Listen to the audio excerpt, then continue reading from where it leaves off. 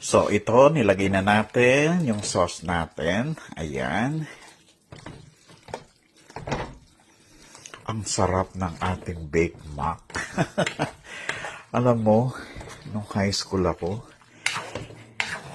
pumupunta pa ako sa Angeles para tikman. Kung alam ninyo yung Toll House sa Angeles, naku po, napakasarap ng baked mac doon. At saka doon sa Perfect Loaf. Yan.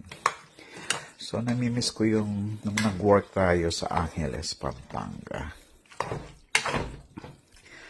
So, imimix natin ito. Ayan.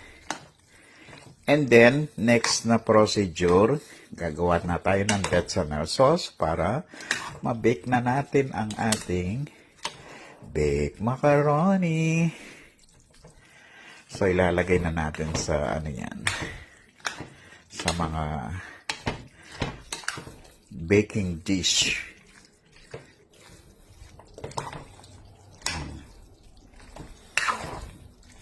Tignan nyo kung gaano kaganda. Nakaka-add ng ganda yung ating raisins na organic galing sa backyard.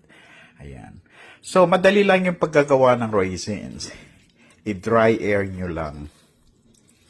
Lagay nyo lang sa likod ng rep kasi medyo warm ng konti yung air doon. And then for 2 weeks, makikita mo niya nagbabrown na yan. Ayan. So, kaya naging ganyan ang ating raisins. So, napakasustansya na yan. Organic. So, ilalagay na natin sa ating paglalagyan nito and then gagawa na tayo ng bechamel sauce para itatap na. Yun ang maraming cheese. Alright.